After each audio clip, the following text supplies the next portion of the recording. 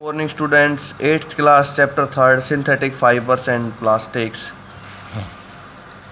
हम यह देखते हैं, पहले तो चैप्टर का मीनिंग ही समझते हैं। सिंथेटिक का मीन्स होता है मैन मेड। ठीक है, मैन मेड। फाइबर्स मीन्स रेशे एंड प्लास्टिक आपको पता है कि मानव निर्मित रेशे और प्लास्टिक, ये आपके चैप्टर का क्या है, नेम है, 3rd चैप्टर का। ओके, तो देखो चलो पढ़ते हैं इसके बारे में थोड़ा, क्या है क्या नहीं है। The clothes which we wear are made of fabrics, कह रहा है कि जो कपड़े हम पहनते हैं वो सभी किससे मिलकर बने होते हैं, फैब्रिक से, रेशों से। Fabrics are made from the fibres, ये कपड़ों से, ठीक है। और जो फैब्रिक्स हैं वो किससे मिलकर बने हुए होते हैं, फाइबर से। ऑब्टेन फ्रॉम नेचुरल और आर्टिफिशियल सोर्सेज, जो कि हमें नेचुरल या आर्टिफिशियल स्रोतों से प्राप्त होते हैं। Can you name some natural fibres, क्या आप हमें कुछ नेचुरल फाइबर्स बता सकते हैं। Fibres are also use for making a large variety of house hold articles, fibres का इस्तेमाल किया जाता है घरेलू आर्टिकल्स, घरेलू वस्तुएं बनाने के लिए भी। Make a list of some common articles made from fibres, कह रहा है कि आपने एक ऐसी लिस्ट बनानी है जिसके अंदर, या कह सकते हो ऐसे कॉमन से आर्टिकल्स जो किससे बने हो, फाइबर से, ठीक है, नॉर्मल से। Try to separate them into made from natural and those made from artificial, आपने उसके बाद ट्राई करना है कि कौन से आपके आर्टिफिशियल हैं, कौन से उसमें नेचुरल है, ठीक है। तो देखो बेटे, ये टेबल दे रखी है 3.1 आपके पास। क्या कह रहा है कि सीरियल नंबर हो गया, नेम ऑफ द आर्टिकल हो गया, type of fibre natural artificial आपने बताना है। जैसे आप यहाँ पर क्लोथ्स बता सकते हो अपने, ठीक है, प्लास्टिक का कुछ भी बोटल्स वगैरह बता सकते हो, स्वेटर बता सकते हो, इसमें क्या है, क्या आर्टिफिशियल है ये, या फिर आपका नेचुरल फाइबर ऑब्टेन्ड है ये, ठीक है। तो ये टेबल आपने बनानी है, हिंट मैंने आपको दे दिया है। नेक्स्ट है, why did you label some fibres as artificial, कह रहा है कि आप कुछ फाइबर्स को आर्टिफिशियल क्यों कहते हो। You have read in your previous classes that natural fibres like cotton, ये कह रहा है कि आपने पिछली क्लासेज में आपने पढ़ा है, जैसे कि 7th क्लास में आपने कॉटन के बारे में पढ़ा था, वूल के बारे में, सिल्क के बारे में एक्सेट्रा पढ़ा था, 7th क्लास में था ये बेटे topic. Are obtained from plants, ये सारे के सारे कॉटन, वूल, सिल्क, ठीक है, जूट हो गया, ये सारे के सारे किससे मिलते हैं हमें, प्लांट से और एनिमल से। The synthetic fibres on the other hand, कह रहा है दूसरी तरफ हम देखते हैं सिंथेटिक जो भी फाइबर्स हैं, are made by human beings, मनुष्य द्वारा निर्मित है ये। That is why they are called synthetic, इसलिए हम इन्हें सिंथेटिक या मेन मेड फाइबर्स कहते हैं।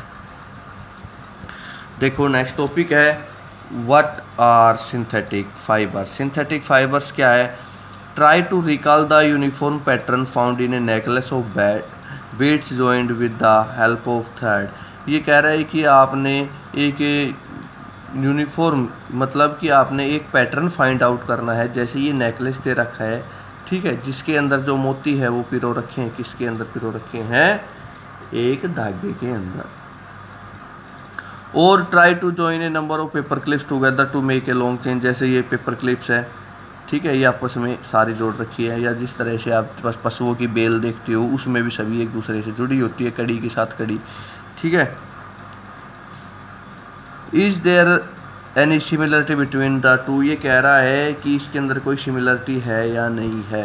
तो देखो हम देखते हैं बेटे, a synthetic fibre is also a chain of small units join together, तो हमें क्या पता चला कि एक सिंथेटिक फाइबर जो होता है वो क्या होता है, छोटी छोटी यूनिट्स का जुड़कर क्या होती है, एक बड़ी चेन होती है। Each small unit is actually a chemical substance, ये कह रहा है कि हर एक छोटी इकाई जो है अपने आप में क्या है, एक केमिकल सब्सटेंस है। Many such small units combine to form a large single unit, इसी तरह छोटी छोटी काफ़ी यूनिट्स आपस में जुड़ के क्या बनाती है, एक बड़ी यूनिट बनाती है, जिसे क्या कहते हैं हम, पॉलीमर कहते हैं। The word polymer comes from the two Greek words, ये कह रहा है पॉलीमर दो शब्दों से मिलकर बना हुआ है। पोली का मतलब होता है मैनी, मर का मीन्स होता है यूनिट, मतलब बहुत सारी एक जैसी छोटे छोटे यूनिट्स जुड़ के क्या बनाती है, polymer. So A polymer is made of many repeating units, तो हम कह सकते हैं पॉलीमर जो है वो बहुत सारी छोटी छोटी यूनिट्स का जुड़कर बनता है। जैसे ये है, छोटे छोटे इसमें मणियाँ हो गई, इसमें क्लिंप होगी, छोटी छोटी छोटी छोटी, जैसे भैंस की बेल होती है, पशुओं की बेल होती है, उसमें भी क्या है, कह सकते हो आप कि पूरी बेल किससे मिलकर बनी हुई है, छोटी छोटी आयतन की पीसीज से या कड़ियों से। ठीक है, तो देखो बेटे टाइप्स ऑफ सिंथेटिक फाइबर्स कैसे कैसे होते हैं हमारे पास, उनके बारे में देखेंगे। You have read in class 7th that silk fibre obtained from the silk worm was discovered in China.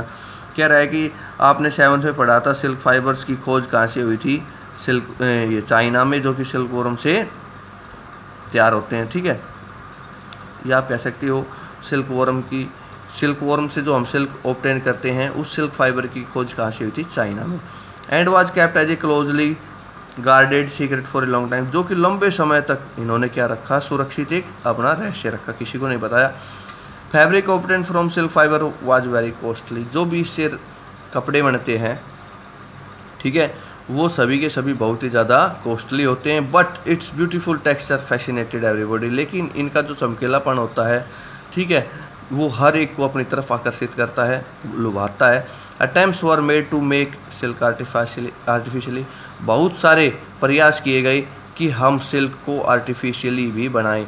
Towards the end of the 19th century, लेकिन 19वीं शताब्दी के अंत तक scientist were successful in obtaining a fibre having property similar to that of silk. जो भी scientist थे उन्होंने क्या किया कि एक ऐसा फाइबर बना दिया जिसकी प्रॉपर्टीज बिल्कुल सिमिलर किसके थी, सिल्क के थे। हम कह सकते हैं सिल्क ऐसा बना दिया जो कि नेचुरली नहीं है लेकिन आर्टिफिशियल है, जिसकी प्रॉपर्टीज सभी की सभी किससे मैच करती है, सिल्क से करती है।